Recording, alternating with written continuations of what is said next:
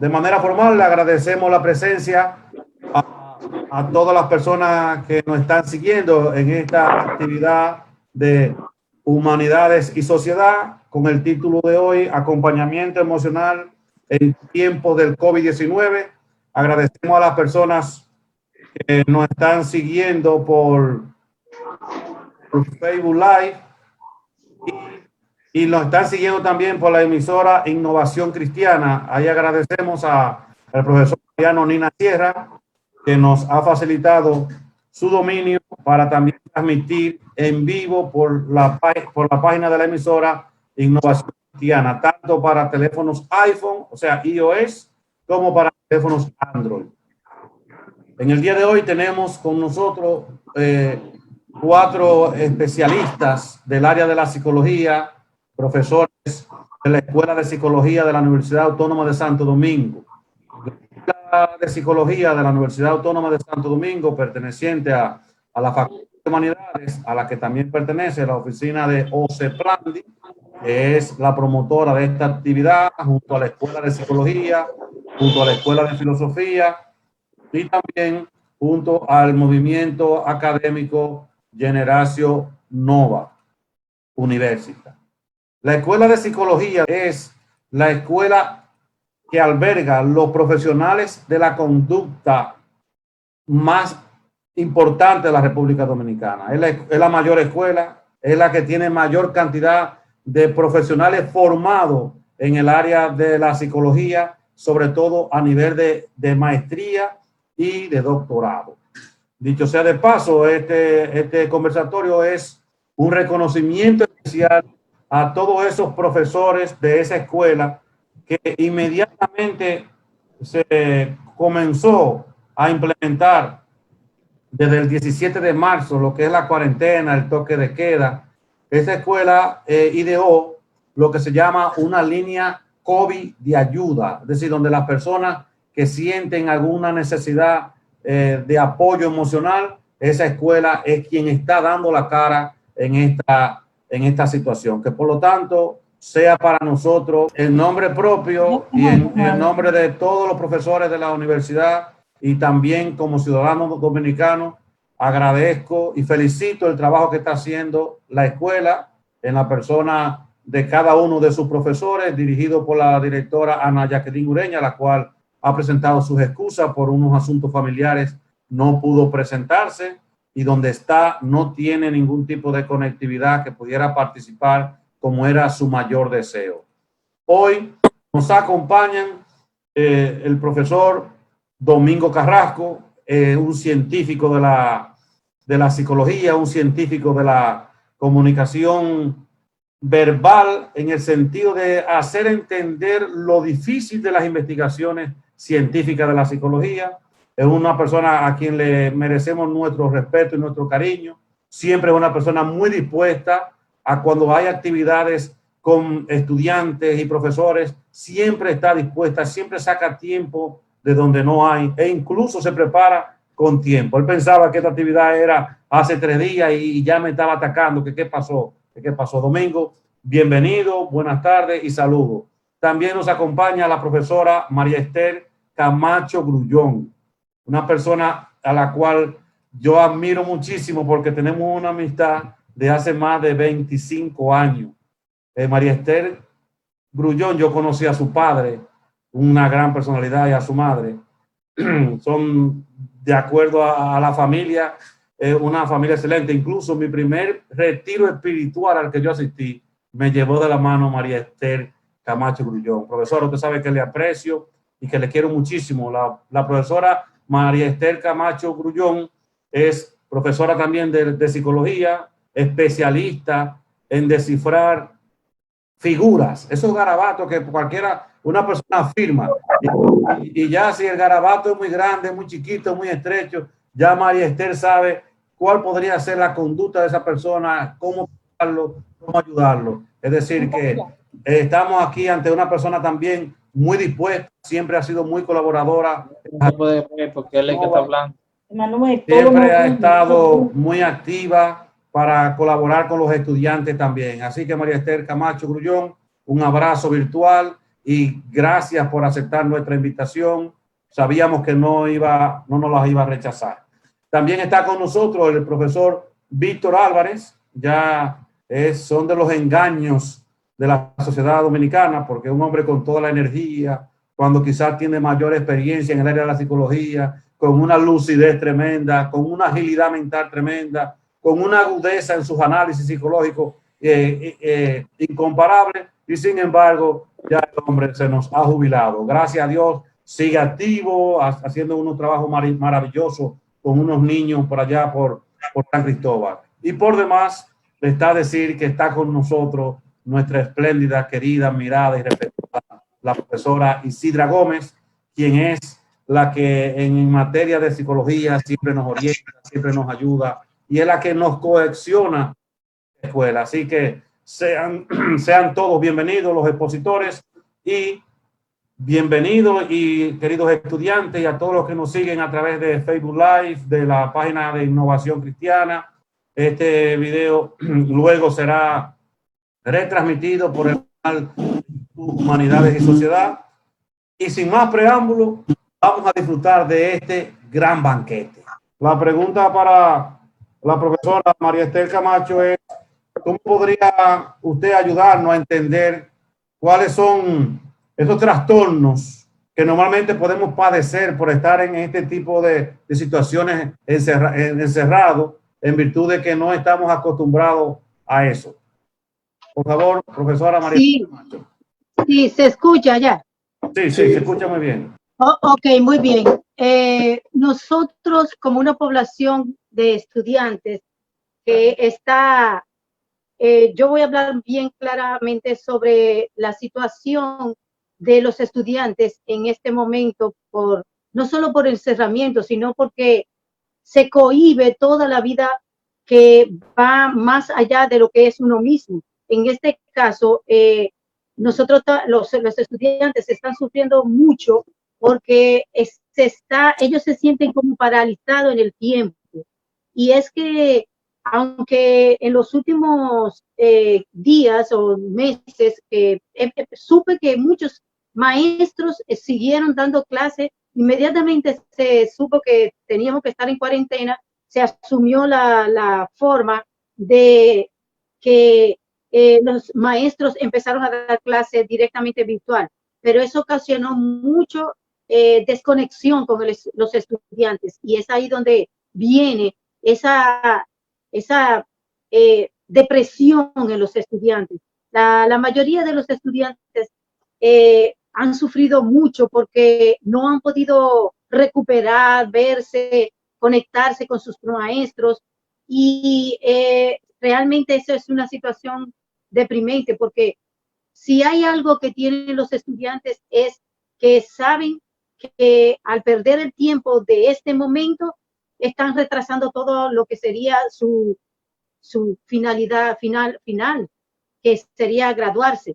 Y en este tiempo hubo una situación más grave, porque en la universidad tenemos normalmente muchas situaciones donde el estudiante puede retrasarse. Por ejemplo, yo vi mucha gente que en este semestre, antes de que empezara la cuarentena, ya tenía mucho problema para poder inscribir una sola materia, porque si no, no entran a carrera.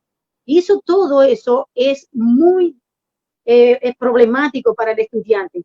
Ayer yo estaba hablando con un estudiante y me decía que ella, que la universidad no le iba a quitar su sueño, que ella tenía que terminar su carrera. Entonces, con todo esto, el confinamiento realmente ha causado muchas situaciones, pero gracias a Dios, y como lo dijo ya usted, maestro William, que la UAS creó, o sea, la escuela, gracias a la escuela, que creó línea UAS COVID-19, que eso hizo un gran aporte a la sociedad, no solo a los estudiantes, sino a la sociedad. Y yo quiero decir que yo me comprometo en el sentido de que tenemos que hablar de estos temas más profundamente, y no solo porque estamos en confinamiento, sino que los estudiantes sufren muchas situaciones de depresión, de falta de capacidad ¿Capacidad para qué? Para conectar con los instrumentos con los cuales estamos trabajando a través del internet, a través de las plataformas.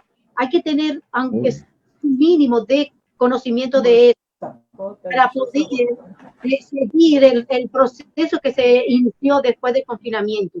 Y eso la mayoría de los estudiantes no lo han podido hacer. Entonces, es por eso que yo pienso que tenemos que prepararnos, porque lo que viene, la forma en que vamos a tener que dar las clases, la forma en que ya no será igual. Y esto es lo que más causa dolor. ¿Por qué? Porque un equipo de profesionales con calidad, como los presentados siempre a la Universidad Autónoma de Santo Domingo. Yo quiero presentar que yo encontré una investigación que hice hace años, lo cual quiero dar muchas gracias a Duber Sánchez, un colombiano que me ayudó a trabajar estos temas. Y la pregunta que se hacía en ese momento a los estudiantes, no se preocupe, le decía que habíamos estado observando el comportamiento de los estudiantes antes de la pandemia a través de una encuesta, y donde se veía que ellos estaban necesitados de que, por ejemplo, ¿cuántas personas conoce usted la plataforma habitual de la Escuela de Psicología? En este caso, mis estudiantes son de psicología, y un 85% dice que no lo conoce. Entonces, esos son problemas que son intelectuales, pero que se convierten en emocionales, porque las personas se sienten incapaces, se sienten que no tienen una autosuficiencia en el proceso que se está dando a nivel de toda la universidad. También ellos decían que si era necesario la creación de un espacio colaborativo para la práctica y la creación de conocimiento según la materia, y un 98% dijo que sí, que es necesario crear ambientes colaborativos para la práctica y la creación de conocimiento. Y también un 62% dice que la escuela puede mejorar la materia del bienestar estudiantil, y que en un 62% considera que se puede mejorar mucho.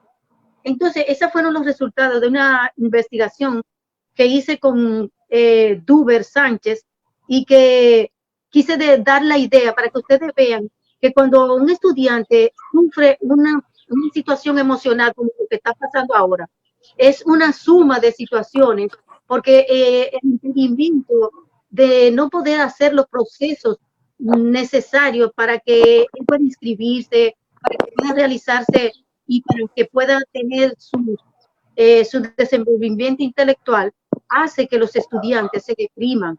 Y en este caso, con más razón, ahora les tengo que decir que nosotros tenemos que abogar para que haya una especie de laboratorio o de clínica psicológica donde los estudiantes puedan ir normalmente a saber cómo ellos están, cómo se sienten, cómo está su autoestima, cómo pueden mejorar sus condiciones con su familia, cómo pueden mejorar sus condiciones con sus parejas y sus familias en el entorno donde se desenvuelven, el trabajo.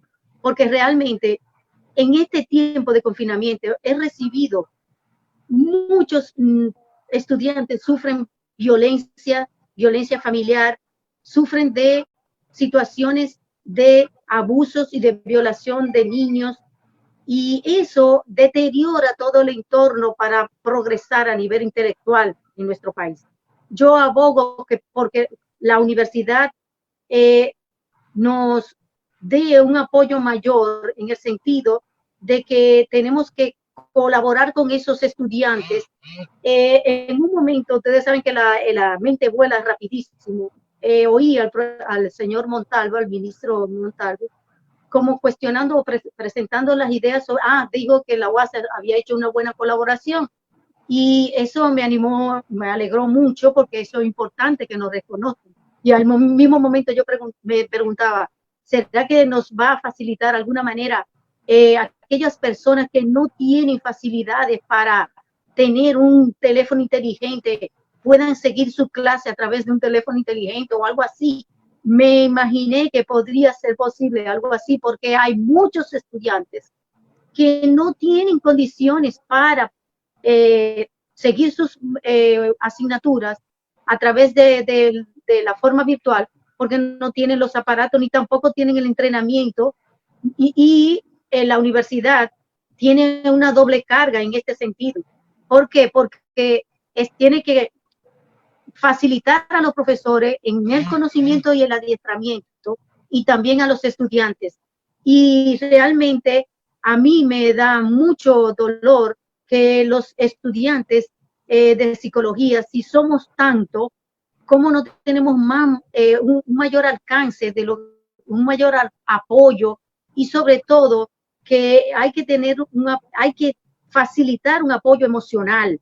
Y eso aparentemente va no va acorde a lo que sería una institución de educación superior al nivel de lo que requiere la Universidad Autónoma de Santo Domingo. Pero esa es nuestra población, y esa es la población que va a salir a la calle a trabajar por la salud mental, y esa es la que tenemos que apoyar. Nosotros somos muy bendecidos, la Escuela de Psicología, por la cantidad de estudiantes que tenemos. Eso es una gran bendición. Y un pueblo donde se estudia tanto la psicología es para que tenga mejores condiciones psicológicas. Nosotros en esta región del país, de esta región de Centroamérica, de las Antillas, hemos estado dando un ejemplo de que la psicología puede aportar, sobre todo en este tiempo que estamos haciendo las aportaciones aportaciones para acompañamiento en este tiempo de coronavirus. Hemos estado trabajando la ansiedad, el miedo, la depresión, y un sinnúmero de situaciones. Hasta hemos tenido casos graves como intentos suicidas, que hemos estado trabajando en conjunto con instituciones. Pero ahora les quiero decir a los estudiantes, ya directamente a los que nos están escuchando, lo que más nos ayuda a nosotros es que podamos ubicarnos en el aquí y el ahora, porque todas las informaciones que nos llegan del coronavirus nos deterioran el aparato mental y nos altera la conciencia de lo que está pasando. Y en ese sentido tenemos que volver aquí y ahora. Y eso se logra respirando. Eso se logra estando con uno mismo. Ahora se fue el video. Sí, se fue el video. No, está ahí. Y yo creo que ya he hablado bueno, quiero que sepan que para lograr estabilidad en este tiempo de coronavirus es necesario pararse y respirar, pararse y preguntarnos qué estamos haciendo, cómo lo estamos haciendo, porque no podemos agudizar situaciones creando situaciones donde no se entiendan los componentes de la familia, y sobre todo para poder lograr nuestro objetivo, que es que los estudiantes avancen en su carrera y aprueben satisfactoriamente su asignatura. Creo que hasta aquí es suficiente mi participación, a menos que me claro, ya en la segunda ronda ya usted vuelve y retoma. Profesor Domingo Carrasco, excelente participación, profesora.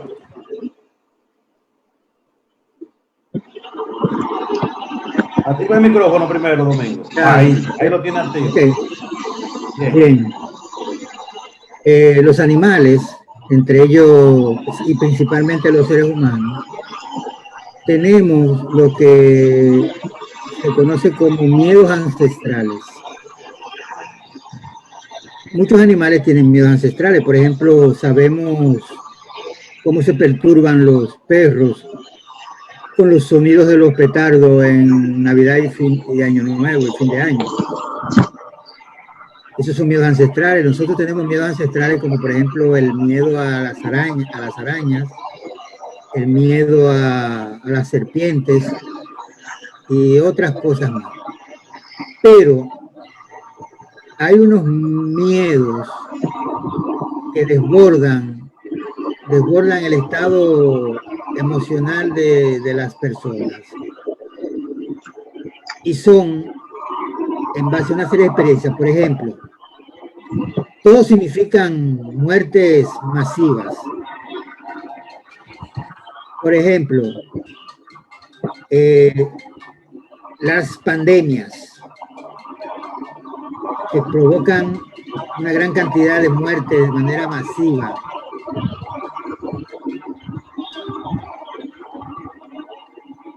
También los fenómenos naturales, huracanes, explosiones volcánicas, temblores de tierra, tsunamis y cosas de esas que producen muertes masivas de seres humanos. Pero también las guerras. Las guerras son también eventos que han producido grandes cantidades de muertos y heridos y toda clase de pérdidas económicas y todo ese tipo de cosas. Destrucción y desaparición de familias. Entonces, guerras, pandemias, fenómenos naturales, y hambrunas. Esos fenómenos tradicionalmente han producido grandes cantidades de muertos. Entonces, cuando los seres humanos ven esas catástrofes, entran en un estado de temor donde todo el mundo se siente amenazado. Bien.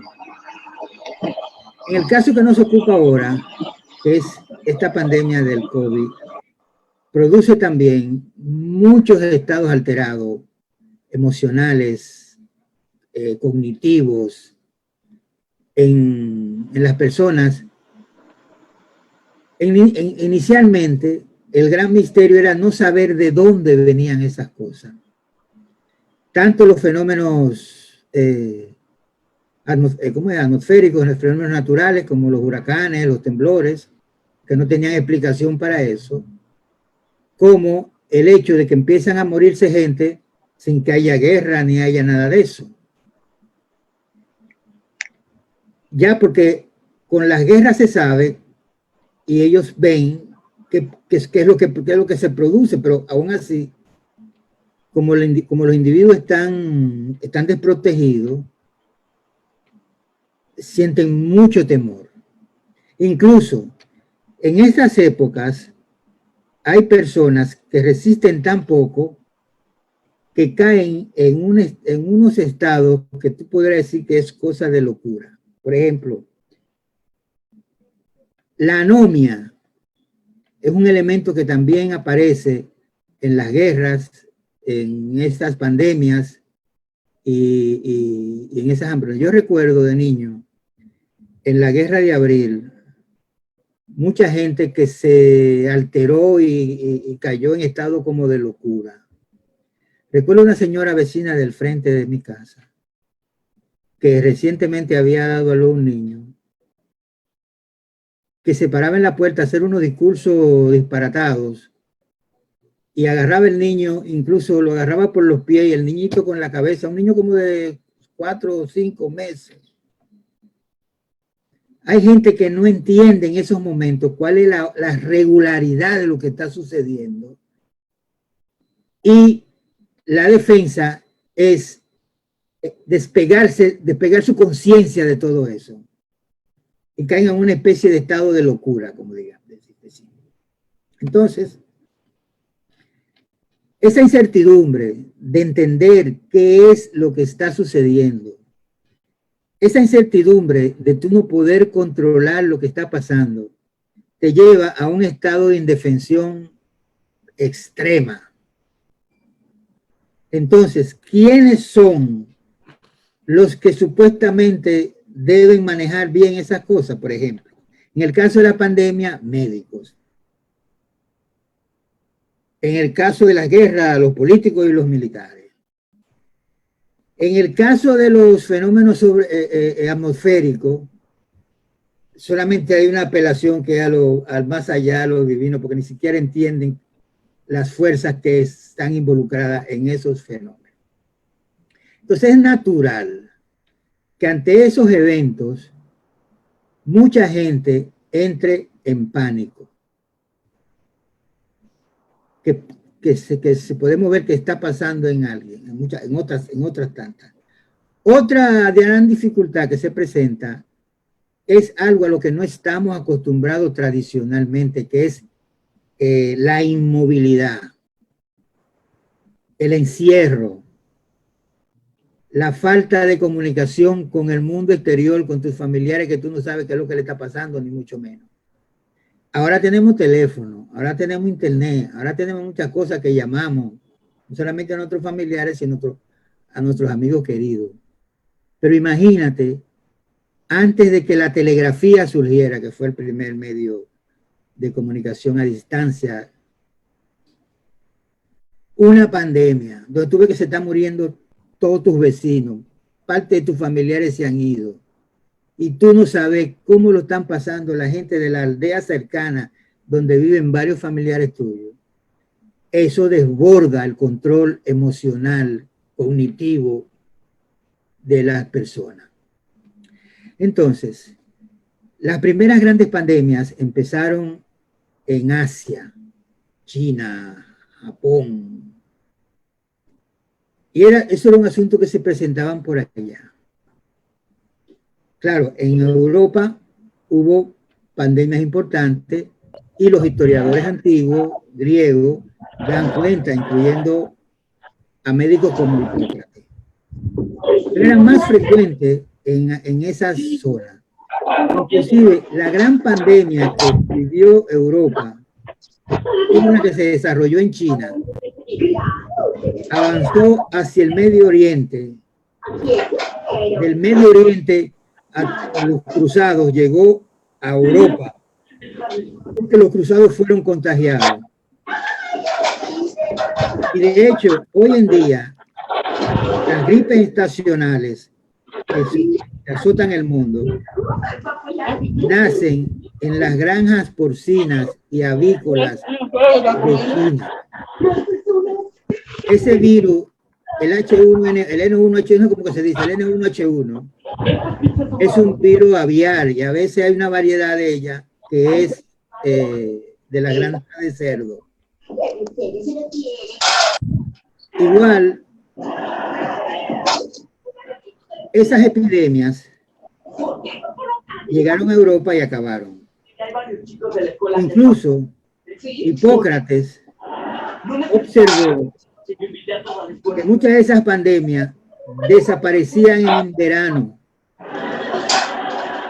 Se ha oído mucho que están esperando el verano para que el coronavirus amaine. Y él atribuyó a contaminación del aire la producción de esas pandemias. Igual hubo otra pandemia famosa en el Medio Oriente, empezó que el virrey, un virrey de Siria ordenó que no se cocinara en los mercados para que la gente no fuera a aglomerarse ahí. Ya desde la antigüedad se observó que gente que visitaba casas de gente que está afectado, salían con la enfermedad o le salía al poco tiempo. Y presumieron que el contacto físico de personas que están contagiadas podía transmitir la enfermedad. No conocían los antiguos ni la gente de la Edad Media los microorganismos. No teníamos idea de esos seres ni del poder que tenían para influir en el estado de salud de uno. Estábamos pendientes más al microcosmo que al cosmos y al macrocosmo. Nos guiábamos mucho por las posiciones de los astros. Tanto así que Aristóteles llegó a considerar que esas enfermedades así tan masivas se debían a las posiciones de los astros. Pero los cristianos, los musulmanes y los judíos consideraban que eran castigos divinos por el mal comportamiento que teníamos los seres humanos. William, deme el control, por favor. ¿Me están diciendo algo? ¿Puedo seguir? Sí, por favor, ya lo localicé. Ok. No es hasta que Pasteur, que no era biólogo, sino químico, descubre unos microorganismos que eran bacterias, que eran capaces de producir enfermedades muy grandes. Pero, y ahí encontró el tema este de la rabia, inclusive. Pero no es hasta finales del siglo XIX, cuando Koch, que es, nosotros decimos Koch, pero es un alemán, Koch, descubre el bacilo que lleva su nombre en su honor, que era responsable de la tuberculosis. La tuberculosis azotó Europa y el mundo, pero de una manera bárbara. Luego aparece Fleming en los años 20 y descubre un antídoto contra las bacterias con el penicillinum, de donde sale la penicilina. Pues bien, en 1989 apareció de nuevo una gran pandemia que le llamaron el trancazo. Le llamaron el trancazo porque fue la primera vez que tuvimos conciencia de que teníamos que hacer lo que estamos haciendo ahora, de no movernos de los sitios para no contaminarnos. Debo decir, antes de eso, que hubo una peste que azotó durante mucho tiempo, que era la rubéola, no, la que sale de la vaca. Una contaminación que se produce, una enfermedad que produce la varicela, creo que es la varicela. Entonces, ya en Asia, hace muchísimas décadas, habían notado que algo parecido a lo que después un inglés, Janet, notó en Inglaterra, y era que los trabajadores que se encargaban de ordeñar las vacas nunca se contaminaban de esas epidemias de varicela. Y es que hay una de esas que es de origen vacuno, que es menos letal que la que se le daba a los humanos. Y tuvo la idea entonces de coger de la pus que se le producía a esos vaqueros e inyectarla en personas sanas, y notó entonces que estas nunca adquirían la enfermedad. Entonces, el vacín se le transmitía, vacín porque también viene de las vacas, a esa gente que le pasaban el vacín, lo inyectaban con eso, no desarrollaban la forma virulenta de la enfermedad. Y de ahí que viene la palabra vacuna. Vacuna porque era de los vacunos. Y hubo entonces un personaje español, que es Belmet, me parece que es así que se llama, ¿me ve?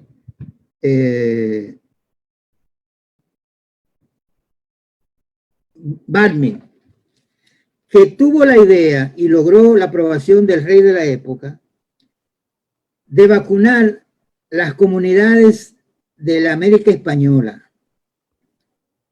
¿Cómo lo hicieron? Porque no había refrigerador para llevar la sustancia para vacunar a los demás. Tomaron niños huérfanos Hoy se ponen a discutir que si eso era ético, no era ético, había que hacer algo. Y los embarcaron ya ya vacunados, y a cada sitio que llegaban cogían de la pus que les salía de las secreciones de pus y se la inyectaban a los ciudadanos en todas las colonias americanas. El mismo Genet elogió como una de las grandes obras de la humanidad lo que hizo Balmet en esa travesía por las colonias americanas, vacunando a los súbditos españoles, como le decía. Pero a propósito de esa viruela, España se considera que fue el primer país que usó la guerra bacteriológica, porque en la conquista de México, que fue muy fuerte, muy aguerrida, soltaban cadáveres de personas que habían perecido de esa enfermedad por los ríos para que los aztecas se contaminaran y ellos poderlo diezmar más fácilmente. Entonces, ya en el 20 aparece en 1918 la mal llamada gripe española, que no tiene nada que ver con España. Es una gripe que se originó durante la Segunda Guerra Mundial en Arkansas, en un campamento militar norteamericano de Arkansas. Y los soldados norteamericanos que iban a la Primera Guerra Mundial contaminaron no solamente a todo el mundo de Europa, y eso acabó. Se le calcula que murieron alrededor de 400 a 50 millones de seres. Hay pandemias de esas que han producido hasta 200 millones de muertos, de esas que le estuve mencionando hace un rato. Incluso la gripe española, la mal llamada gripe española, llegó a Santo Domingo vía Cuba. Y los ciudadanos dominicanos que podían andaban con la mascarilla, no son iguales, porque la hacían de una tela que a lo mejor no era ni segura realmente alguna. Andaban con esa mascarilla que nosotros nos ponemos ahora, porque ya sabían las vías de contaminación que existían para eso. Luego, después de eso, vienen pandemias brutales de tuberculosis. No es la primera vez que aparece el coronavirus. Todas las gripes son variedades de ese coronavirus. Y bueno, llegamos a la etapa actual. Y fíjense el escenario que le he pintado, que es un escenario de impotencia. Y ante ese escenario de impotencia, lo menos que tú puedes estar es aterrado. Incluso hay un término que yo oigo que usan mucho los esnovistas, que es infoxicación, que se refieren a gente que estar atento a muchas informaciones sobre disturbio, guerra, en este caso pandemia, llegan a alterar su estado emocional y son capaces de hacer cualquier cosa locura. Hoy mismo, viendo yo CNN, me enteré que el señor Trump está usando hidroxicloroquina, que se supone que no debe usarla, pero la está usando supuestamente por si acaso. Hasta ese punto llegamos, William. Excelente tu participación, Domingo. Verifica a ver si tú tienes tu cámara desactivada. Vamos entonces ahora. Sí, me salió el mensaje ahora. Sí. Ahí está. Vamos entonces ahora a escuchar al profesor Víctor Álvarez. Y la pregunta sería la siguiente, Víctor. Ante esta situación que nos encontramos en cuarentena, ¿qué cosas podríamos hacer para que emocionalmente tengamos un ánimo adecuado, para que nuestro cerebro de una u otra forma se mantenga ejercitado y de una u otra manera por igual para poder enfrentar esta situación a la que nos encontramos? Bien, buenas noches a todos. Agradezco muchísimo la oportunidad que nos dan de interactuar con compañeros profesores y estudiantes y todo el público que puede estar conectado con ustedes. Fíjense, Bueno, ya esto no es nuevo. Ya tenemos casi 2 meses y el mundo entero venía viviendo esta situación ya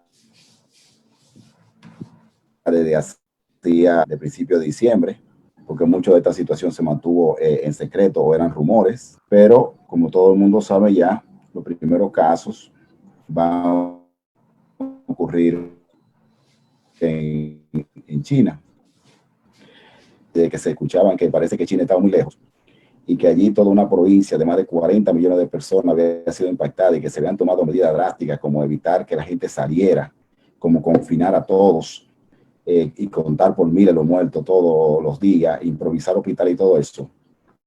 Nosotros veíamos ese problema como muy lejos, como a veces vemos las cosas, ¿no? ¿Se acuerdan del poema de Sartre? No me tocaba a mí. De manera que cuando se presentaron los eventos en la República Dominicana,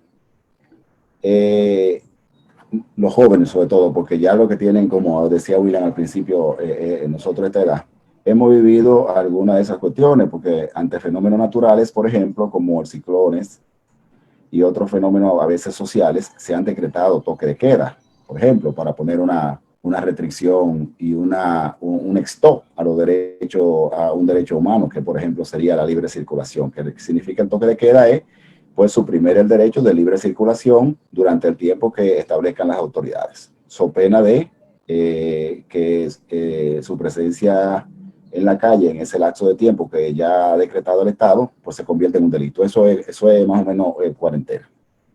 Ahora bien, como lo vemos, la situación generó tres crisis, ¿no? Generó dos crisis, una crisis inmediatamente biológica, que era como Domingo ha apuntado, el pánico ante un evento que definitivamente es un evento invisible, porque virus, parásitos, bacterias no son fácilmente detectados. Ya tú tienes un enemigo potencial que, como en el caso de esta entidad, se contamina rápidamente de persona a persona, se contamina por vía aérea y sobre todo por las vías superiores, o sea, que tiene que ver con boca, nariz, ojos, que son las partes del ser humano que están más en contacto, y entonces está el transmisor principal como vehículo, que serían las manos y otras superficies. Pues tú te entiendes entonces que entramos en una situación de peligro inminente todos. Esto es que nadie estaba exento de poder contagiarse de esta situación. Entonces, las medidas que se tomaron en la República Dominicana, por suerte, ya eran medidas que se venían tomando en los países más avanzados que estaban siendo impactados, como el caso de Madrid, de la propia China, de Italia, donde el colapso ha sido catastrófico, y de menor medida, antes que nosotros, todavía no había impactado tanto a los Estados Unidos.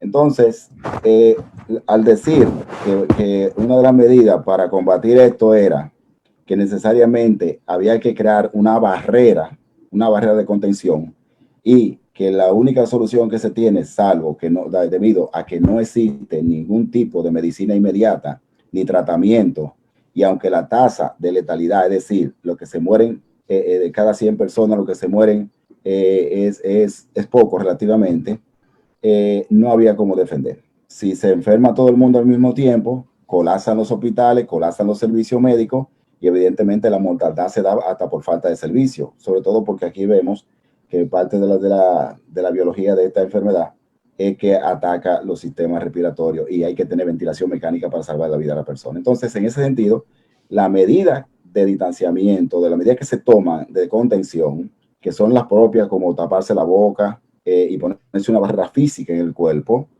y las medidas de aislar a la persona, ordenándole que todo el que no pueda estar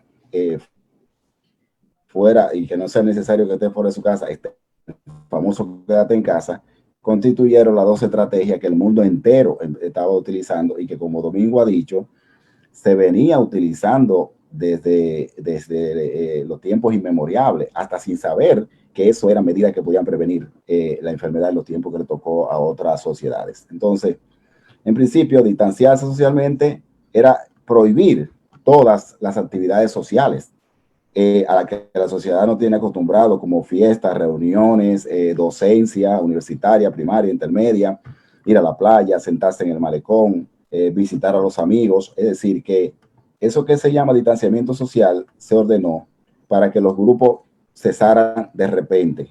Y lo otro era el distanciamiento físico. Entonces, establecer que dentro del distanciamiento social había que establecer también el distanciamiento físico. Esto es muy fácil de cumplir si usted lo hace en bancos, supermercados y en todas las actividades que quedaron abiertas, porque solamente iba a necesitar un poquito de supervisión, de apoyo policial, de qué sé yo, de que los mismos dueños de las empresas pues gastaran un poquito más en ordenar a la gente. El problema consistió en que ese distanciamiento social y ese distanciamiento físico impactó a la familia, Entonces ahora había que tratar estos elementos dentro de la casa.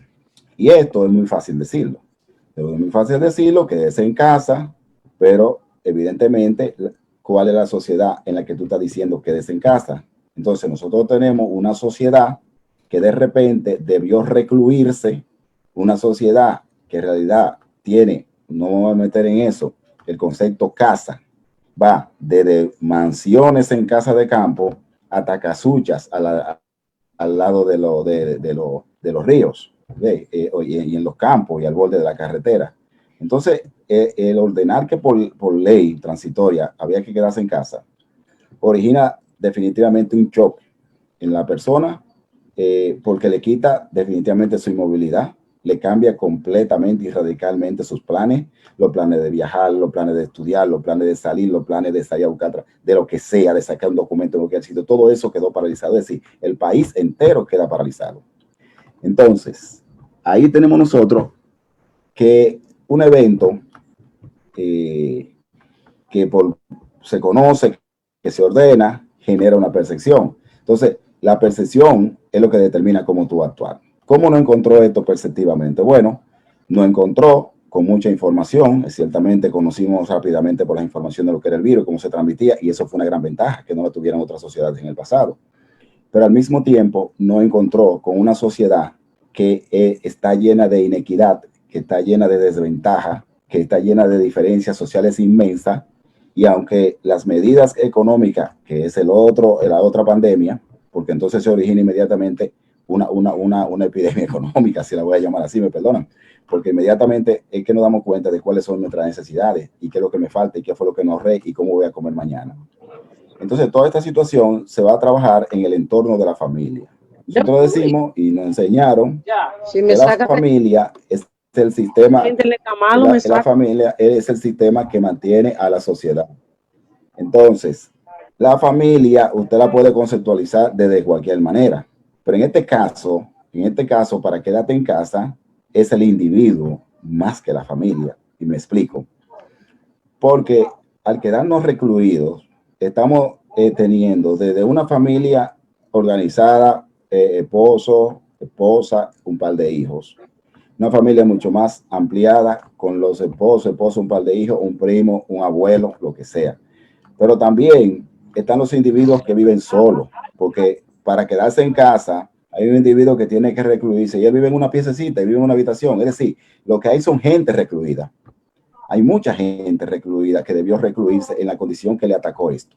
Entonces, dentro de esto, ya no es verdad, o sea, no es totalmente cierto que el ser humano no puede adaptarse a vivir un poquito en confinamiento, porque muchos de nosotros han pasado por la experiencia de enfermedades prolongadas, algunos se han encontrado con problemas con la ley y han estado confinados, algunos hasta gozan de estar en su casa porque son personas hacia adentro de su casa. Pero ¿qué es lo que ha pasado ahora? Que la familia como sistema interactúa un individuo con el otro. Y lo que hace uno genera una reacción en el otro. Es una lógica como media tonta. Entonces, ¿qué es lo que ha venido, que nosotros hemos visto y hemos vivido? Porque nosotros también estamos. Claro, todo el que está aquí en pantalla ahora ha estado confinado y ha tenido que saltear todas las dificultades que pueden derivarse del roce y de extender el contacto entre familias. Porque una cosa es que nos levantemos por la mañana y nos vayamos todos a la universidad, al trabajo y los niños a la escuela, que se quede quizás los ancianos en casa, y otra cosa es que nos levantamos hoy, pero no vamos para ninguna parte. Entonces, nosotros hemos descubierto en las llamadas que hemos tenido y en el contacto que hemos tenido con la gente y lo que hemos vivido en casa, que quienes han ido sorteando esta situación con mayor ventaja y con más ganancia son las familias o los grupos familiares que ya tenían cierta organización, que realmente no arrastran conflictos graves. Porque lo que hace este confinamiento, de acuerdo a cómo vemos nosotros las cosas, no es que genera nuevo conflicto, no es que genera nuevas actitudes, es que potencializa lo que pudo haber existido, y me explico. Si una pareja ya venía teniendo algún tipo de disfunción, ahora, y tenía el escape al trabajo, el escape a la universidad, el escape con los amigos, como una forma de posponer cualquier tipo de confrontación para tratar su conflicto, en este momento las cosas no se dan así. Si los hermanos no se están llevando bien, entonces en este momento hasta discutir por qué programa vamos a ver en la televisión, o quién va a manejar el control, o quién va a usar la única computadora, o quién se está llevando los minutos de wifi, o sea, potencializa las cosas que hay cuando en la familia no se han cultivado los valores, la solidaridad, la empatía, el compromiso y el trabajo en equipo. De manera que ya para 60 días casi no nos ha ido tan mal como mucha gente pronosticaba y como uno lee a veces que iba a haber un aumento de la violencia intraconyugal. Es cierto que han ocurrido algunos feminicidios. El hecho de que se haya seguido haciendo algunas actividades virtuales, como por ejemplo que los niños hayan seguido conectados a la educación de alguna manera, bueno o mala, pero conectado a la educación, ha hecho que la familia encuentre muchas oportunidades de hacer. Nosotros no vamos a hablar de que hay que hacer ejercicio, de que hay que leer, no. La gente lo que ha seguido siendo como es. La gente ha seguido siendo como es. El que le gusta leer ha tenido más oportunidades de leer ahora. El que le gusta hacer ejercicio puede inventar. El que le gusta bailar puede bailar. Pero el que le gusta no hacer nada ha tenido la gran oportunidad de no hacer nada. Porque aquí ha habido un permiso para la vagancia, si se quiere, en grado sumo. Entonces, nosotros hemos visto que hay muchas oportunidades. Depende mucho del individuo, de cómo perciba él estos espacios de tiempo que algunos han sido hasta financiados porque a los que le están dando su comida y todo esto va mejor, pero hay personas que la están pasando mal porque su principal problema es que no tiene que comer en la mañana, no tiene que darle a sus hijos porque son ilegales, porque son informales y porque tienen otra condición y entonces tienen una prohibición para salir a buscársela. Entonces hemos visto cómo la propia sociedad ha obligado a las autoridades a tener que flexibilizar la parte del distanciamiento social. Porque lo que no se debe de flexibilizar es el distanciamiento físico. Podemos reabrir las cosas, pero con distanciamiento físico, aunque hagamos algunas actividades sociales como se ha ordenado ahora. De manera que hay dos cosas que se pueden hacer aquí y es lo que nosotros promovemos y quisiéramos que se estuviera dando o que la gente descubriera que se puede hacer. Hay que ser solidario, es lo primero. Solidario con uno mismo, porque el que sale a la calle y viola alguna norma puede traer la enfermedad y la muerte a los demás familiares que se quedan en casa. Hay que empatizar, entendiendo que esto va a pasar y que los caracteres no son iguales, y qué bueno que sean así, que no son iguales. Pero sobre todo hay que atender a los más necesitados en la familia, los adultos mayores, y la oportunidad de que los niños ahora podamos nosotros acercarnos mucho a sus actividades en tarea y hasta inventar actividades y muchas cosas que podemos hacer con ellos. De todas maneras, hay un montón de conductas que deben de nacer y de resurgir de esta condición. Por ejemplo, el acostumbrarnos a la mascarilla, el acostumbrarnos a y algo increíble que yo acabo de perder un tío esta mañana y 3 horas para la funeraria, 30 minutos para enterrarlo en el memorial y solamente 14 personas y no nos pudimos abrazar. O sea, no nos pudimos abrazar, esa desconfianza, esa situación de que el otro puede afectar en el momento en que estamos perdiendo un familiar, que culturalmente aquí todo el mundo se abraza, todo el mundo llora. No pudo darse hoy ni en la funeraria ni en el cementerio, en mi caso particular, de que fue un familiar muy querido, de los muy viejos de la familia, pero muy querido. Entonces, esa forma ya de saludarnos de nuevo, de entender que ya cuando vamos a ir a los negocios vamos a encontrar una barrera física, de que tenemos aprehensión con el delivery, de que no queremos bajar el vidrio para que no vendan en los semáforos. O sea, ese conjunto de conducta que vamos a tener que incorporar, porque si no hay vacuna todavía, la entidad va a afectar, porque se va a quedar estacionaria. Se va a quedar estacionaria. Entonces, todo ese ritmo de conducta nueva, es importante que la familia lo vaya ensayando, se vaya comprometiendo y aprovechen esta oportunidad para educar a los niños sobre conductas nuevas de higiene, esto del lavado de las manos, innegociable el lavado de las manos. Vamos a tener que instalar miles de lavamanos, vamos a tener que instalar lavamanos públicos, si hasta las intersecciones, si vamos a permitir que los tipos vendan comida en los semáforos, vamos a tener que instalar un lavamanos ahí. Vamos a tener que ampliar los lavamanos en las escuelas, en las entidades públicas, en la universidad, en todas partes vamos a tener que poner lavamanos, porque es una forma de cultivar la higiene y de mantener el virus alejado, porque es evidente que nosotros no vamos a tener millones de guantes. Fíjense, una población de 10 millones de personas que tenga que usar guantes 2 o 3 veces al día. ¿Qué es lo que vamos a hacer con nuestros ríos? ¿Qué es lo que vamos a hacer con esos desechos plásticos? O sea, tenemos un gran reto por ahí. Entonces la familia debe de ir ensayando, incorporando, automatizando esas nuevas conductas que van a ser necesarias de aplicar en la escuela, en los centros públicos, en el trabajo y en el roce social.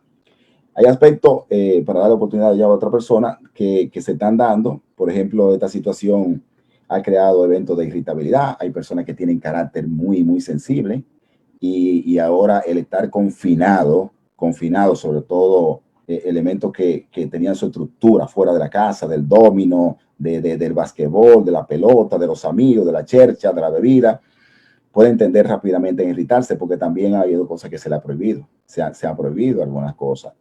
Hay personas que pueden caer fácilmente en depresión porque hay incertidumbre, decía Domingo, que hay pánico, la incertidumbre de que lo voy a perder. Señora, hay personas que van a perder su negocio. Hay familias que van a perder su inversión, que van a salir pobres de esta situación.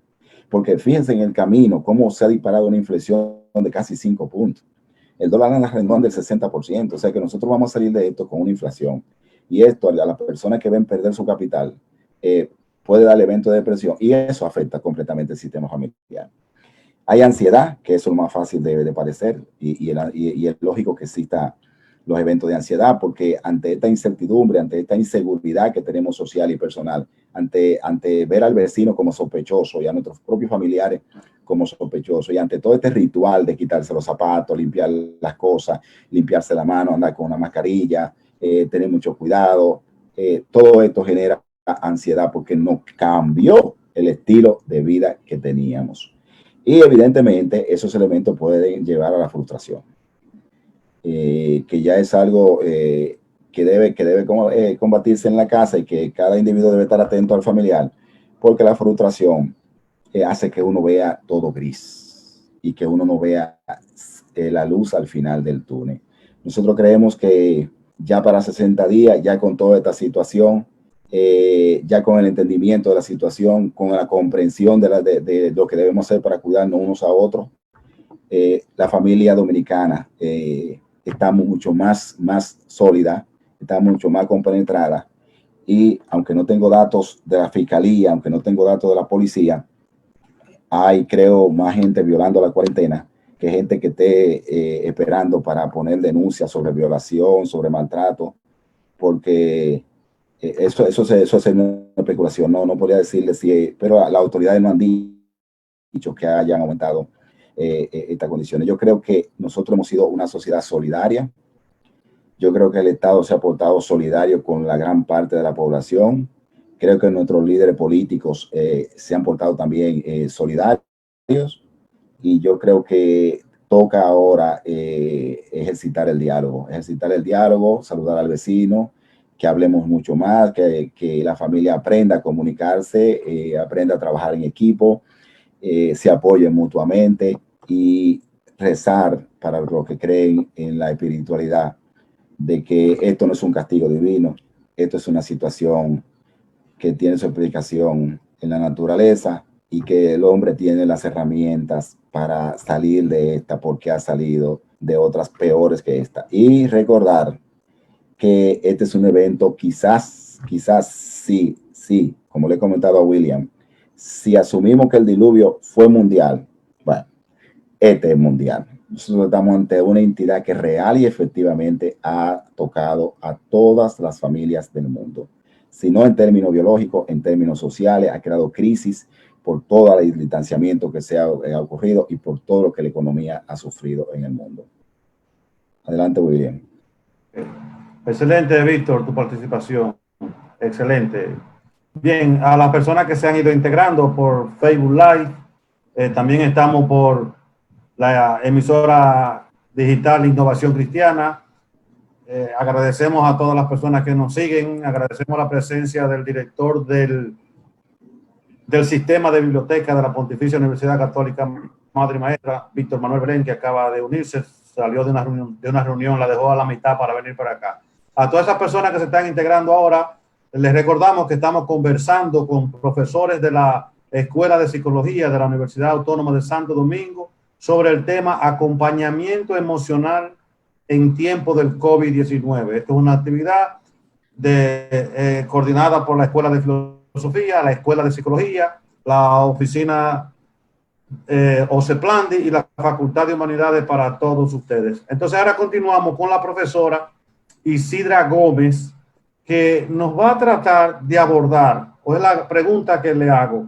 Profesora Isidra Gómez, los estudiantes son, por su juventud, por su energía, personas que están siempre muy motivadas, muy animadas. Entonces, ahora tienen dos dilemas, y es que tienen el tiempo, diríamos, coaccionado, no pueden estar siempre a la libre, como yo les gusta decir, pero encima de eso tienen una serie de exigencias de las clases virtuales que nosotros le estamos dando. ¿Cómo manejar esa situación para que desde el punto de vista psicológico no le afecte del todo? Profesora Isidra Gómez.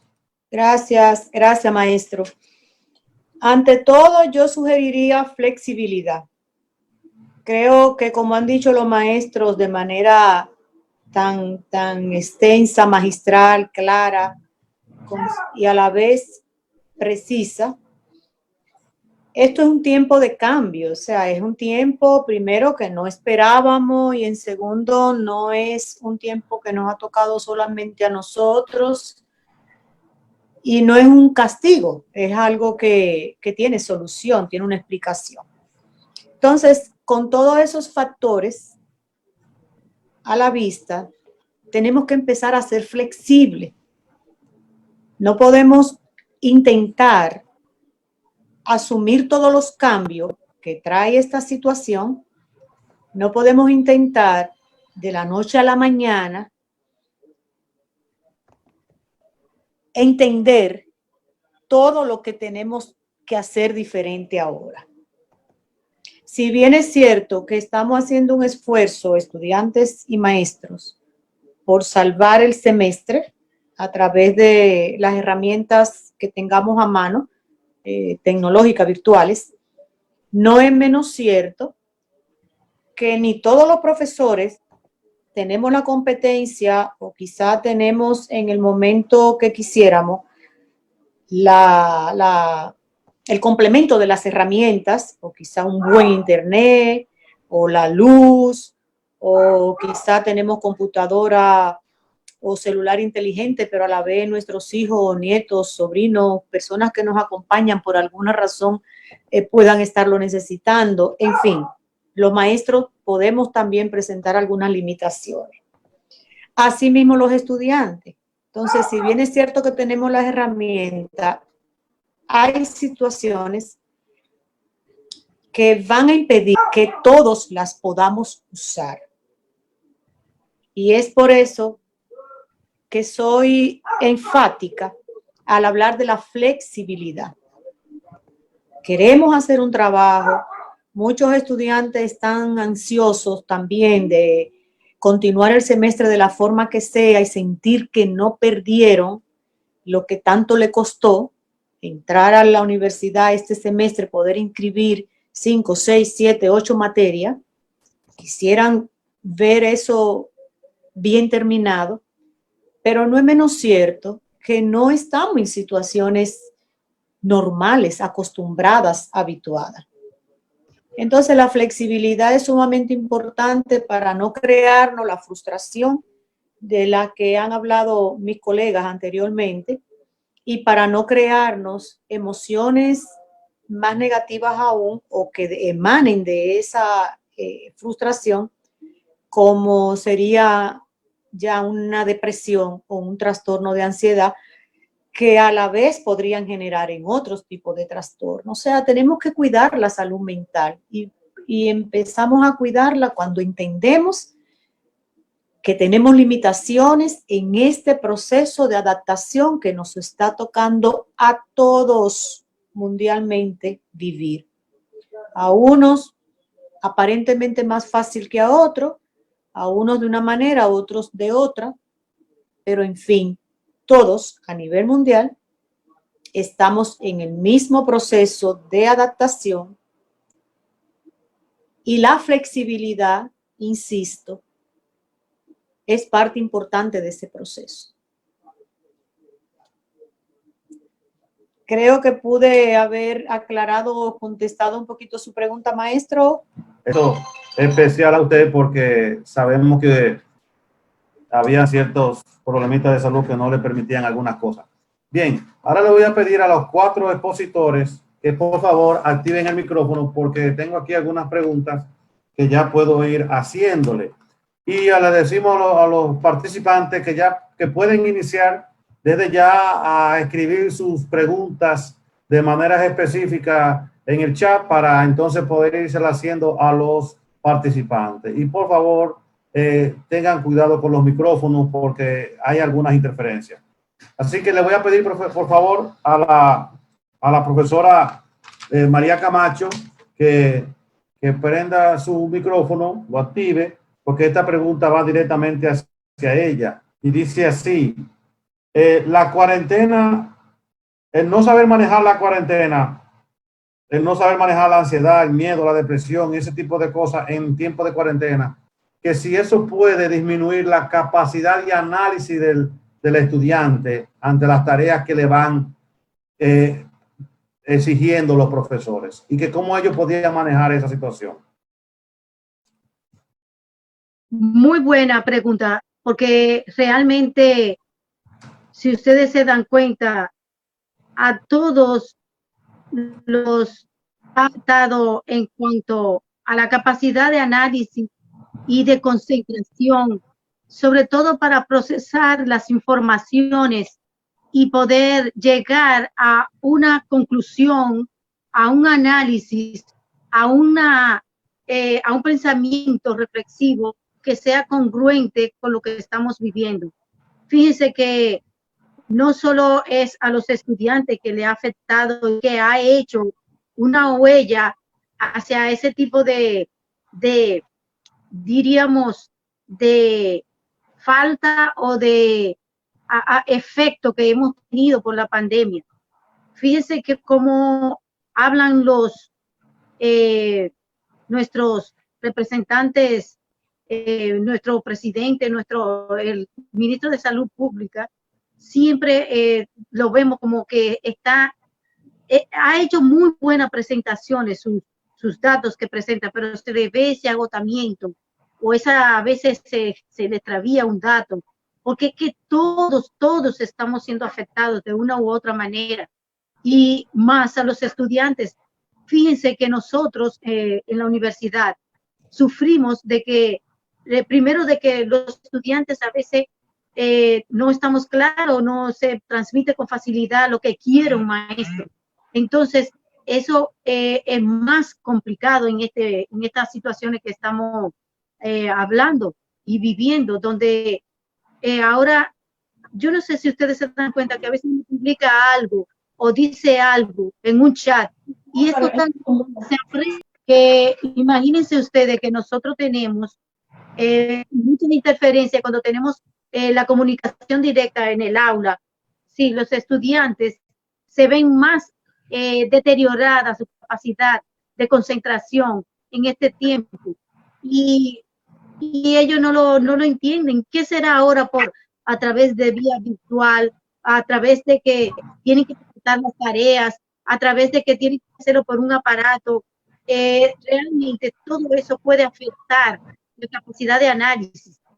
Yo les pido que, yo sé que los estudiantes tienen muchos problemas en la casa, porque hay un problema de espacio, hay un problema de espacio en la familia, y no todos estamos coordinados, ni tampoco tenemos todo un espacio para apartarlo, para, por ejemplo, hacer esto. Entonces tenemos mucho inconveniente para concentrarnos, más todas las informaciones que nos llegan, tanto vía WhatsApp como vía de todas las formas virtuales, y también por los medios de comunicación, nos llegan demasiada, mucha turbulencia y nos impide concentrarnos. Pero yo creo que si ustedes practican el hábito de sentarse siempre a una misma hora o con unas mismas condiciones y tratar de que esas condiciones se den. Fíjense que nosotros estamos comunicando y miren cuánta interferencia viene, porque otras personas no se dan cuenta que nosotros estamos concentrados en este momento, en esta actividad. Entonces, los estudiantes pueden lograrlo. Yo sé que puede ser incómodo, difícil, pero sí se logra. Sí se logra porque los maestros, la mayoría de maestros, han estado dando sus materias, han estado dando sus asignaturas y se reportan los estudiantes. O sea que se ve un serio interés en que se logre éxito por lo menos en los más grandes contenidos de la materia. Y retomo la idea que ya lo he visto en muchos países que se habla de ese tema, de la flexibilidad. La flexibilidad no solo en la cantidad de contenidos, sino en la forma en que se va a presentar a los estudiantes. Y también decirles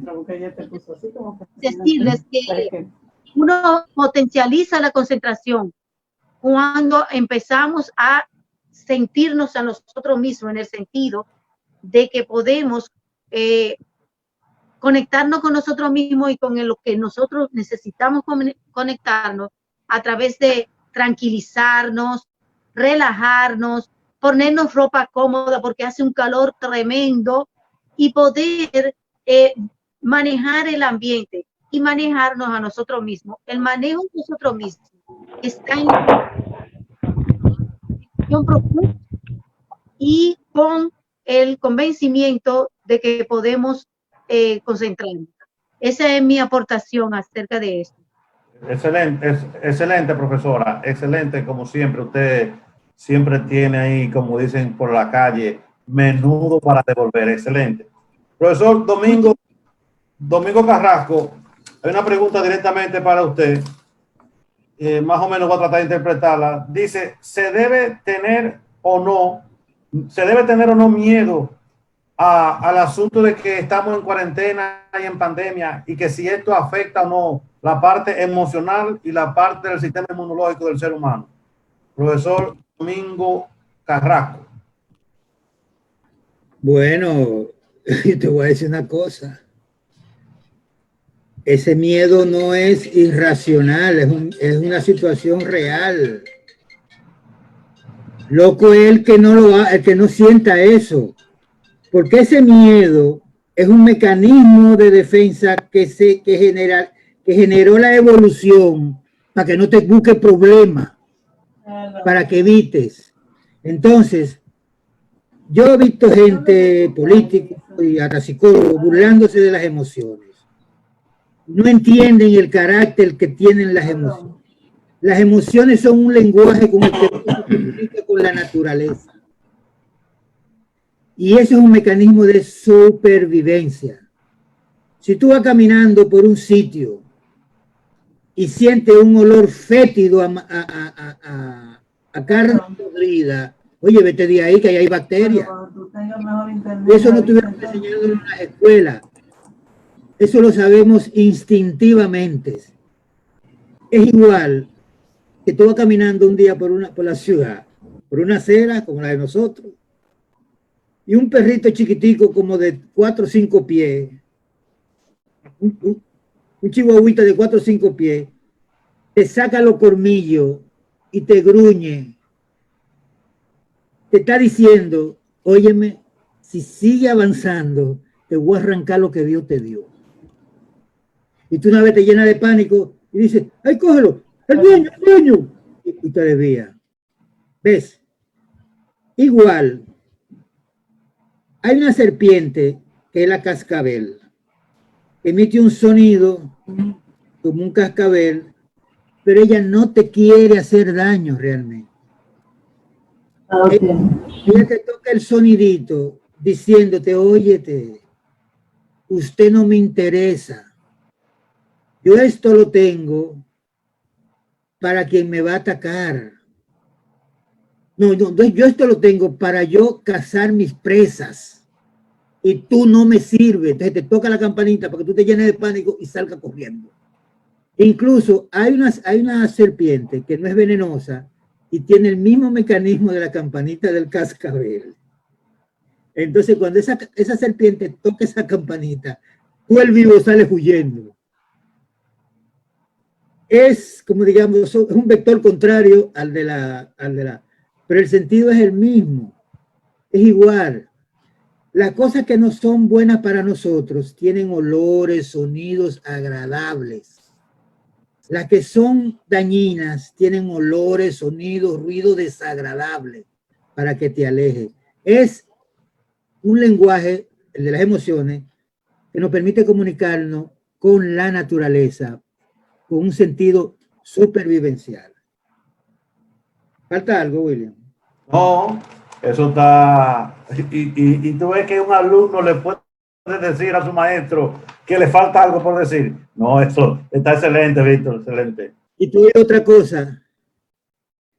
El aguaje es la mitad del pleito. Bien, excelente. Entonces, esta pregunta va en sentido general y va ahora para Víctor Álvarez.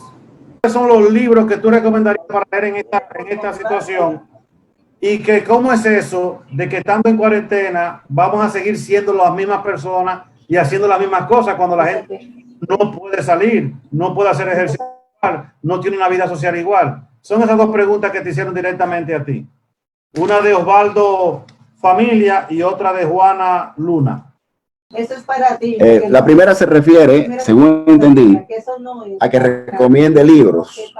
Sí. Bueno, pero que, fíjate, estamos ante en este momento la audiencia es una audiencia universitaria, ¿no? Entonces, yo no sé si recuerdan que nosotros estamos tratando con individuo y situación. Ven. Yo te puedo decir un montón de bibliografías que existen para tratar la ansiedad, para tratar la depresión, para tratar la autoayuda.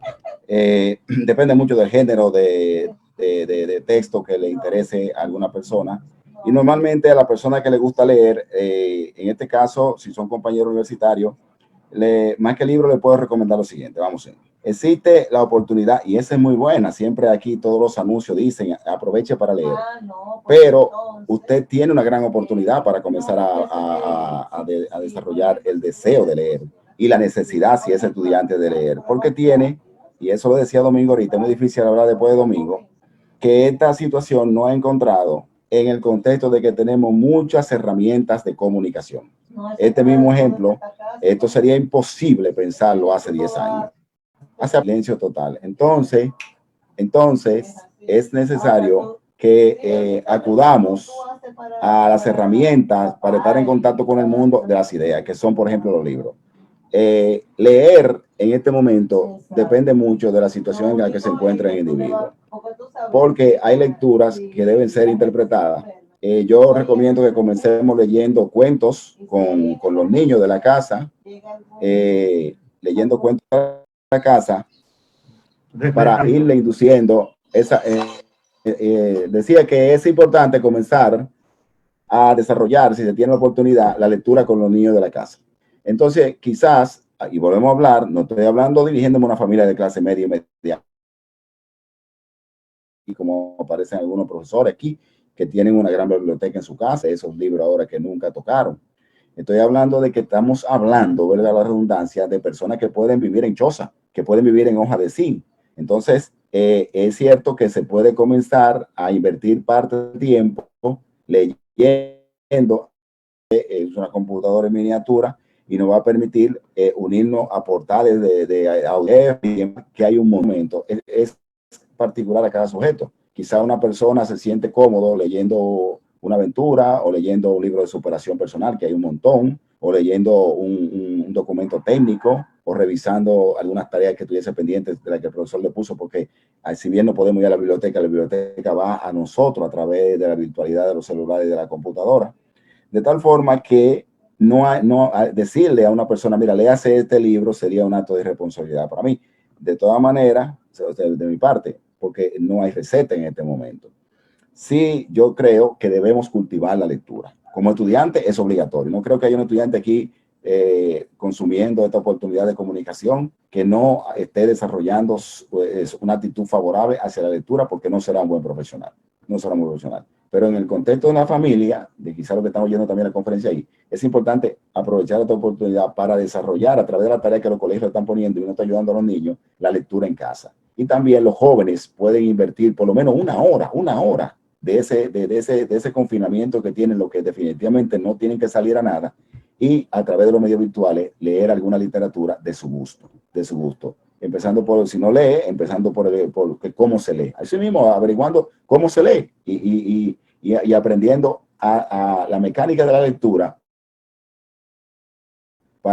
en la esperanza de que pueda ir convirtiéndose en un buen lector y que al final del COVID, por lo menos le diga a toda su familia, desarrollé la actitud y el gusto por la lectura. La otra pregunta se refería a que cómo se puede seguir siendo normal en el enclaustramiento.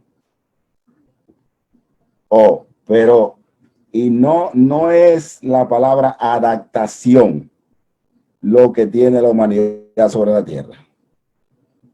El ser humano se adapta absolutamente a todo. Domingo podría dar 1000 horas de charla sobre eso. El ser humano se adapta a las condiciones más difíciles. Fíjense, señores, enclaustramiento, 30 años o cadena perpetua en una cárcel. Enclaustramiento, una enfermedad terminal que te deja a ti. Yo he tenido familiares que han durado 15 años en una habitación. Enclaustramiento, toda esta reclusión que se da a los militares. Enclaustramiento, piensen cómo viven por 6, 7, 8 meses los astronautas que están allá arriba en la base espacial. Fíjense cómo viven la gente que está metida en los submarinos, que se pueden ir en misiones por meses y tienen que vivir sin ver la luz del día. Nosotros tenemos una gran ventaja. Tenemos los medios de comunicación, tenemos el sol, tenemos la luna, podemos salir por lo menos parando en la puerta. Tenemos quizás los vecinos que podemos hablar, podemos aplaudir por el balcón, consumir lo que está pasando en la calle, o ir al río, y los que estamos en el campo podemos ver todo lo que está en el campo. Nosotros no estamos en una situación extremadamente difícil como de fin del mundo. Entonces, en ese contexto, la persona tiene que seguir siendo igual. Porque si va a cultivar alguna otra virtud, tiene que ser para mejorar. No puede ser para empeorar. No puede ser que de aquí salga la familia más enemigo, dispuesto a distanciarse, la pareja a no verse más, y que todos estemos esperando la cuarentena para volver a distanciarnos como familia. Mi consejo es el contrario, que la cuarentena sirva para unificar los valores familiares y que al final, y esto quiero que se vea como una ironía, deseemos seguir en cuarentena para seguir juntos como familia. Interesantísimo, Víctor, tu intervención, es interesantísimo. Es decir, el tratar de encontrarnos el gustico de compartir con familia, porque de eso que nos quejamos muchas veces, de no tener ese tiempo. Ahora, hay una pregunta que va dirigida directamente para Isidra Gómez, que por tanta gente en la pantalla no la identifico, espero que si está me tire un gritico. Y es la siguiente pregunta, es para Isidra, pero muy bien, puedes, bueno, que sí, ya encontré a Isidra, déjame de una vez. Isidra, la pregunta que hacen directamente a usted es la siguiente. Dicen que la dificultad mayor con la que se encuentra un individuo en esta situación es cuando pierde un ser querido, por ejemplo, un hermano pierde a su padre, pero está lejos, no puede ir a despedir a su madre, no puede abrazar a sus familiares. ¿Cómo manejar esa situación? Porque dice el estudiante, eso es sumamente difícil, eso no hay manera de entenderlo. Cindy Castillo pregunta eso. ¿Cómo manejar la pérdida de un familiar? No puede darle a un vecino que se muera un vecino y no poder ir ni siquiera al vecino. ¿Qué usted le recomendaría en su sabiduría psicológica, profesora? Yo creo que la pregunta le hubiera caído mejor a Víctor, que acaba de vivir la terrible experiencia. El maestro Víctor habló hace un rato, cuando empezó su intervención, sobre la difícil situación por la que pasó precisamente con la muerte de un familiar, y habían 14 o 15 personas máximo, y no poder abrazarse entre ellos.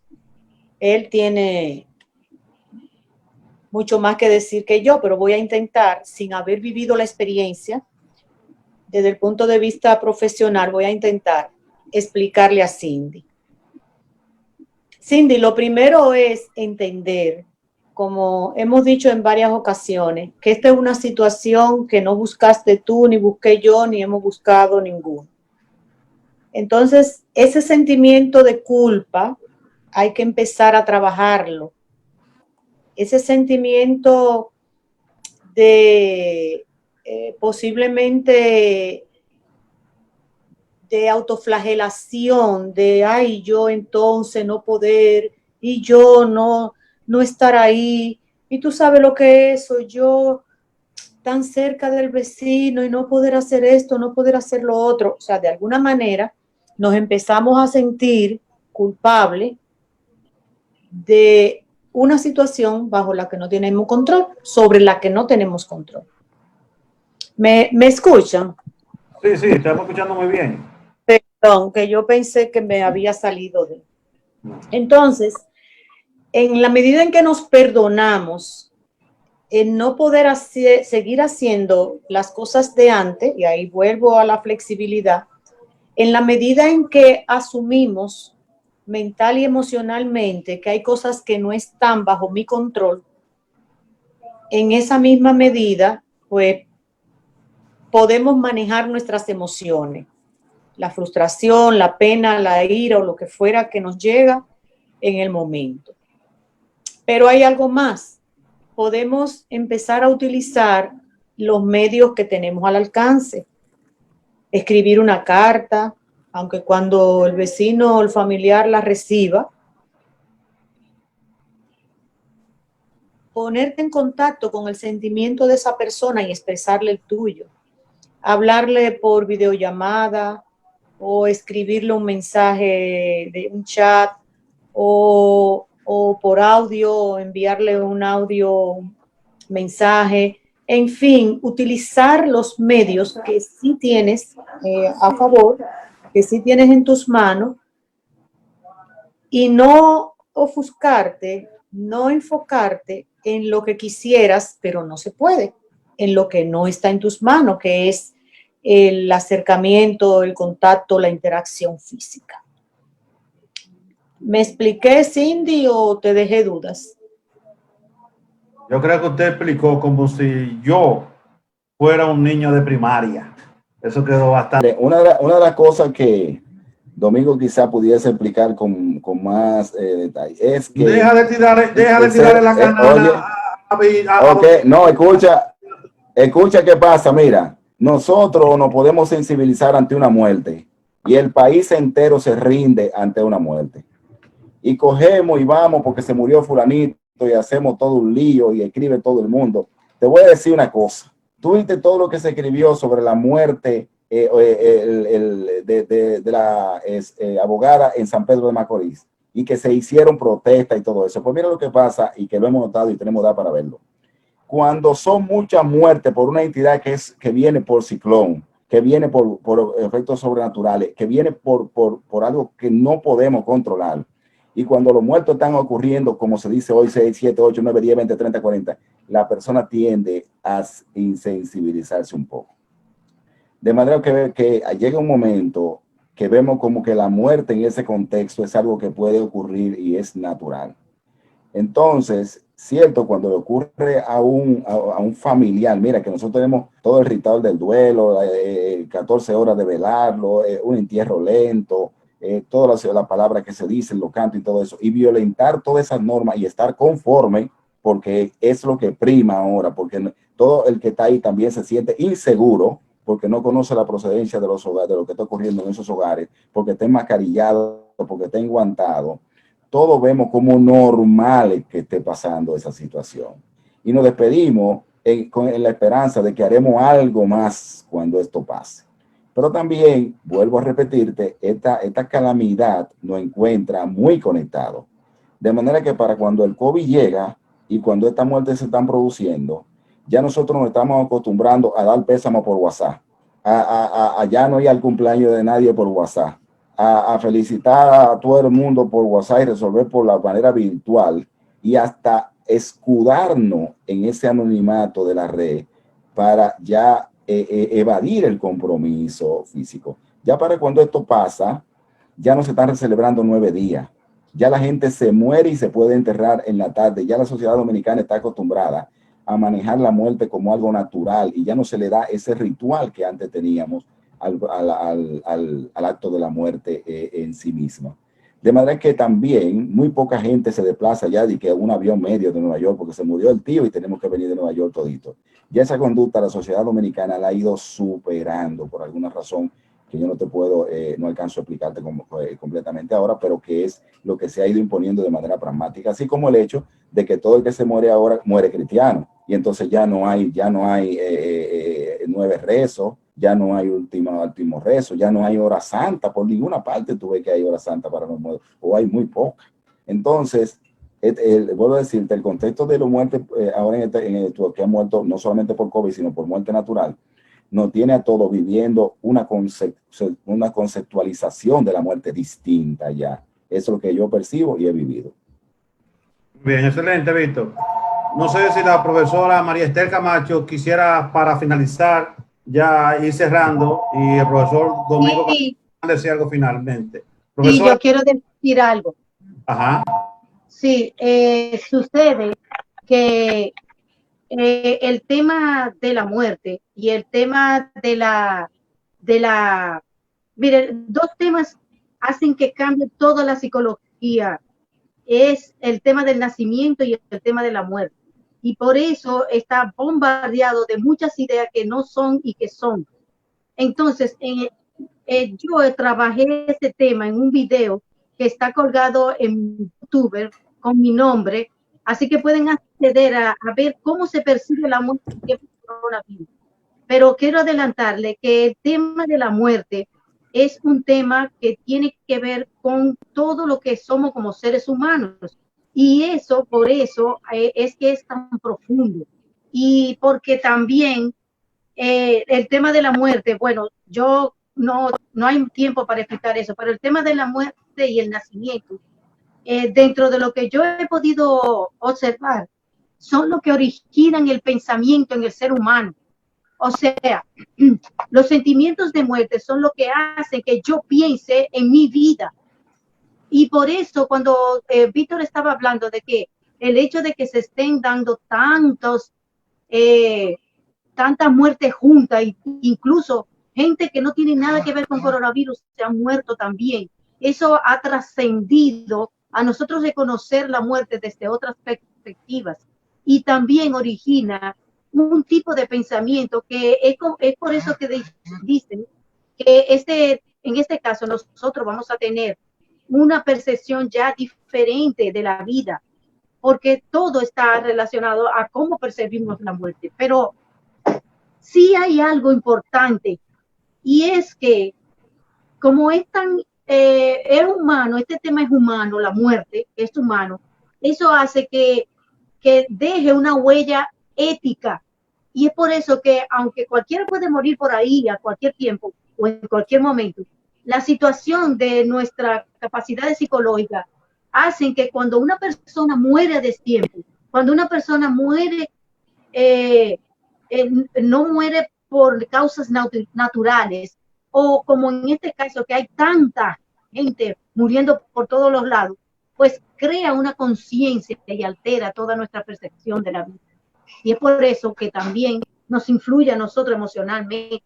Yo le quiero sugerir que, como dijo la maestra Isidra, hay muchas terapias que se pueden hacer, que pueden ayudar, porque realmente el no poder despedirse, el cual es un tema que hemos estado viviendo, porque muchas de las personas pacientes que han estado trabajándose a través de la línea COVID-19, WAS COVID-19, han estado padeciendo la pérdida de una persona. Hemos tenido que darle estrategia para que puedan superarla, como por ejemplo, pensar en situaciones que hubiesen compartido si la persona estuviera ahí.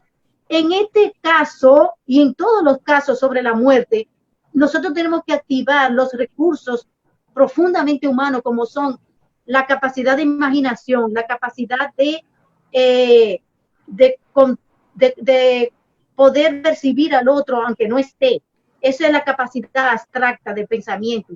Y eso es lo que desarrollaría una persona en un estado de situación donde no puede hacer las despedidas concretamente. Y eso ayuda mucho a tranquilizar a la persona que pierde a un ser humano. No, eso incluye el trabajar la culpa, porque siempre va a quedar la culpa, la duda de cómo pudimos haber estado o no, o qué pudimos haber hecho con esa persona. Y realmente eso afecta toda la vida. Y yo, por ejemplo, lo he podido estudiar a través de los dibujos. Las personas pierden la persona, cuando pierden una persona, se dibuja. No importa que usted diga o no lo diga, la persona dibuja que perdió a una persona. Y eso es muy interesante. Y yo pienso particularmente que si estudiamos profundamente estos casos, la psicología entera va a cambiar en cuanto al ser humano y la percepción. Por ejemplo, para que terminemos, ¿qué sucede cuando hay intento suicida? No es nada más que la persona decide suicidarse, no es una situación de él, no es un pensamiento de él y ya. También la persona que está, puede ayudarle como un psicólogo, una profesional de esa área, puede ayudarle, está involucrado. Entonces, por ejemplo, en esta pandemia yo he tenido que trabajar intentos suicidas y eso es muy fuerte porque la persona está sola y es más propensa a realizar ese hecho. Sin embargo, le tengo la buena noticia de que las personas no lo han hecho. Bueno, muchísimas gracias por dejarme participar. Muchísimas gracias al profesor William Chala y a todo el equipo, sobre todo a la profesora Isi y al profesor Víctor y al profesor Carrasco. Muchísimas gracias por escucharme y a todos ustedes que están ahí. A todos les quiero decir que pueden buscar sobre el tema. He publicado en Facebook sobre la muerte, también he publicado en YouTube sobre la muerte, así que pueden ir a ver qué trabajo estoy haciendo y si no pueden comunicarse conmigo, pueden localizarme por Facebook con mi nombre completo, María Esther Camacho Grullón, o por mi número 829-633-4740. 829-633-4740. Muchas gracias. Excelente, profesora María Esther Camacho. Escribí su nombre ahí y su número en el chat. Conversar con ustedes es una maravilla. Ya tenemos casi las 2 horas de que iba a durar esta actividad, ya está cumplida. Agradecemos a todos los que nos siguieron por Facebook Live, los que nos siguieron por la emisora Innovación Cristiana. Gracias a Mariano Nina Sierra, a las personas que nos siguen de los diferentes puntos del país, Servi Rafael Orlando Polanco desde Santiago, Víctor Manuel Belén Lora también está en Santiago. Domingo quiere decir algo antes de irse y hay que darle la oportunidad porque lo que Domingo tira por esa boca es paquetico. Domingo, activa el micrófono por favor para que cierre con broche de oro. Lo primero es pedir excusa a María Esther Camacho, a Isidra, a Víctor y el profesor que se fue porque no tuve la oportunidad de saludarlo. Y a ti también. Pero yo creo, yo soy un psicólogo del optimismo y yo creo que ahora estamos mejor que antes, porque antes estábamos más solos cuando éramos australopitecos y ese tipo de cosas en el Pleistoceno, la familia nuestra era más chica. Los vecinos eran enemigos. Los de la otra tribu ya tú sabes lo que eran. Pero ahora tú te encuentras no solamente con tu familiar estrella, el que está en Nueva York, el que está en cosas, que habla todos los días con él, que te comunica por WhatsApp, sino que los vecinos de al frente, todas cosas, son también vecinos tuyos. Y gente tuya que vive en Europa son también vecinos tuyos. Entonces yo no veo mal, como me tiene que pasar a mí muchas veces, de ponerle la imagen de pésame a alguien que vive en San Francisco, que quiero mucho, o en Estados Unidos, que quiero mucho, y hacerle saber, óyeme, que yo estoy con esa persona. Y cuando lo hago, las respuestas que me dan es como si yo le hubiera dado un abrazo en ese mismo momento. Ahora, mañana y lo que viene, vamos a estar mejor que lo que tuvimos hace 1000 años, 2000 años, 3000 años. ¿Tú te imaginas?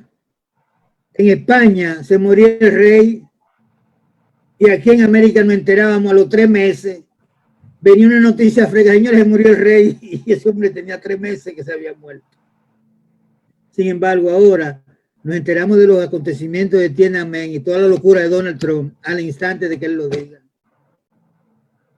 Y si tú te sacas, William, el loto en Israel, yo lo voy a saber 1 minuto después que tú te enteres y me voy a alegrar muchísimo, igual que si se lo saca Víctor y el esposo de Camacho. Sí, pero mejor que me lo saque aquí en República Dominicana, no en Israel. Aquí pagan menos. Aquí. Bueno. Bien, Víctor, gracias. Agradecemos también a Samuel Sánchez, que nos está siguiendo a través de Facebook desde Nueva York. Bien. ¿Cómo es? Agradecemos a Domingo Carrasco, María Camacho, Isidra Gómez y Víctor Álvarez por darnos este interesantísimo conversatorio sobre ayudas emocionales, acompañamiento emocional en tiempo del COVID-19